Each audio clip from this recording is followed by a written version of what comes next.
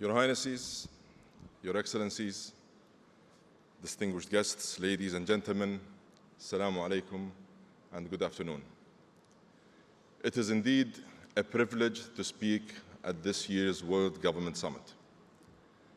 For 10 years, this summit has brought together the best minds from every continent and every discipline to share ideas and help governments create a better future for humanity.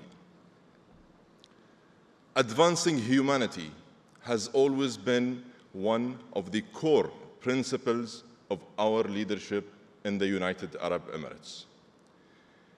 8 years ago, on this same stage, His Highness Sheikh Mohammed bin Zayed Al Nahyan, President of the United Arab Emirates, made a bold prediction about the future when he said, if we make the right investments today, there will come a time when the UAE would celebrate the last barrel of oil.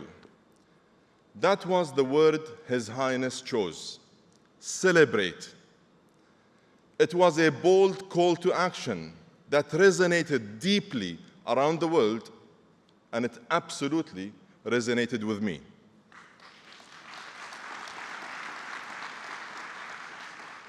The UAE has always made progress by getting ahead of the future.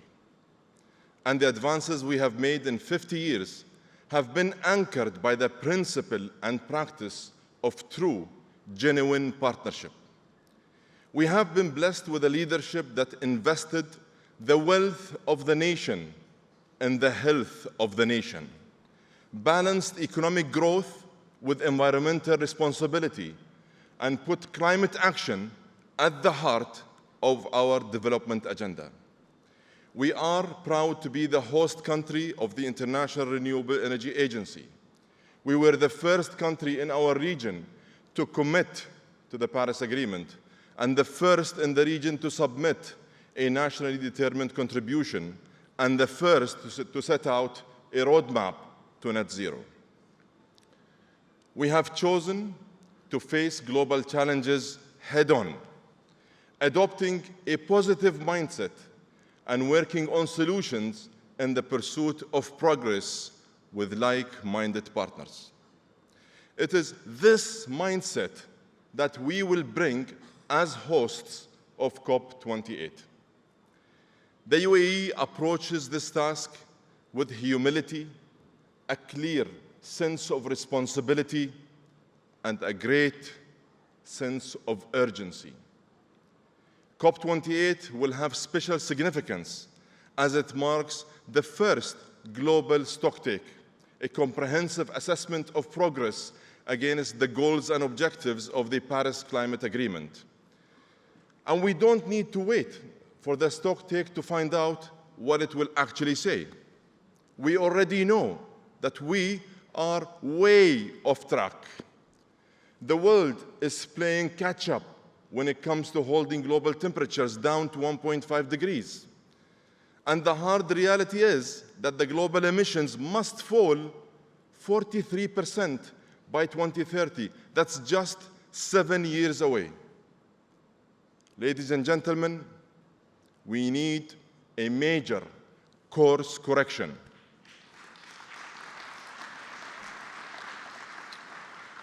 The current approaches we have been using come from a different era, a completely different era. Some are no longer even fit for purpose. And we need to accelerate action at a time of continued economic uncertainty, geopolitical tensions, and pressure on energy security. We have to transform entire industrial systems that still rely and run on the energies of the first industrial revolution. In short, we need to shift from incremental steps to transformational progress across mitigation, adaptation, finance, and loss and damage. On mitigation, we need to triple renewable energy capacity, double hydrogen production, expand nuclear power, improve battery storage, and if we're serious about capturing emissions, we must scale up and commercialize carbon capture technologies. Artificial intelligence is a critical success factor in the way forward. All of this while minimizing the carbon intensity of the energy we use today. We also need to transform our food and agriculture systems that account for 1/3 of global emissions. And one of the most critical enablers to bridge from goals to actually getting it done is capital. In fact, I mean lots of capital. And we must make sure that this capital is available, accessible, and affordable. We need to ramp up investments across every area of decarbonization, and we should view these investments as a true opportunity rather than a burden. In fact, economists estimate that decarbonizing industry, the energy sector, power generation, transportation, and food systems could create an additional $12 trillion in economic value by 2030. Capital is also key to adaptation, where we need to double annual funds to protect the most vulnerable communities, invest in nature-based solutions, preserve our rainforests, and protect biodiversity. And capital is critical to make the Loss and Damage Fund real and operational. And it is the key to a fair deal on climate finance for the Global South. The international community must follow through on pledges made over a decade ago. We need real reform of international financial institutions and multilateral banks to unleash more concessional dollars, lower risk, and attract more private finance for vulnerable communities. Ladies and gentlemen, the COP28 presidency views that addressing the climate challenge represents the greatest opportunity for inclusive growth and prosperity since the first industrial revolution. And the key word here is inclusive. The strategies we pursue must leave no one behind. The policies we adopt must be pro-growth and pro-climate at the same time. We must enable an energy transition that includes the 800 million people who are excluded from access to energy today. And we must urgently address the needs of the 2.6 billion people who have no access whatsoever to clean water. We must eliminate energy and water poverty while keeping 1.5 alive. And we must cater for a world that will be home to an additional 2 billion people by 2050. In short, we need to hold back emissions, not progress. As COP28 President, I will lay out a roadmap for COP28 that is inclusive, and I mean inclusive, results-oriented, and I promise, very far from being business as usual. Working alongside my colleagues, Her Excellency Sham Al-Mazrou'i, the Youth Climate Champion, and Her Excellency Razan Al-Mbarak, the High-Level Champion, and the whole COP28 UAE team, we will mobilize every segment of society. We will capitalize on our experience and our network of partners to engage with governments, civil society, youth, and the financial community, and industry, and technology companies. Never before have we been able to use technology to help us scale and level up our innovations to achieve real impact and deliver tangible results. Artificial intelligence is reinventing the relationship between people and machines. It is making industrial processes faster and smarter, and it is making energy much more efficient and much cleaner. we have an unprecedented opportunity to engage the energy industry in a technological revolution that gets us to a climate-positive future.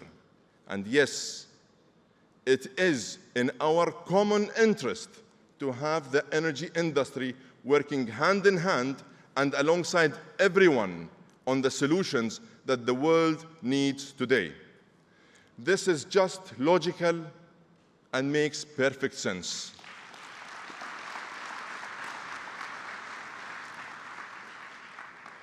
Ladies and gentlemen, the COP28 presidency team is listening to everyone and is engaging with everyone. Developed countries and the global south, the business community and civil society, academics and engineers, women and youth. And it is only through this inclusive, open, constructive, and positive engagement that we will be able to achieve the breakthroughs we collectively need. We all remember COP21 in Paris for United Governments in Agreement. And we want COP28 UAE to be remembered for uniting everyone in action. Action made more powerful through the meaningful partnerships that we hope to create. Action that will make real transformational progress and deliver real and tangible results. Let's cooperate, collaborate, and share ideas. Let's unite in solidarity for the sake of humanity. Let's live up to the responsibility that we have been entrusted with. Ladies and gentlemen, climate change knows no boundaries. It affects us all. We believe that game-changing solutions can be achieved if the collective political will is there. And I promise you, it certainly is from the United Arab Emirates. We in the UAE are not shying away from the energy transition. In fact, we are running towards it.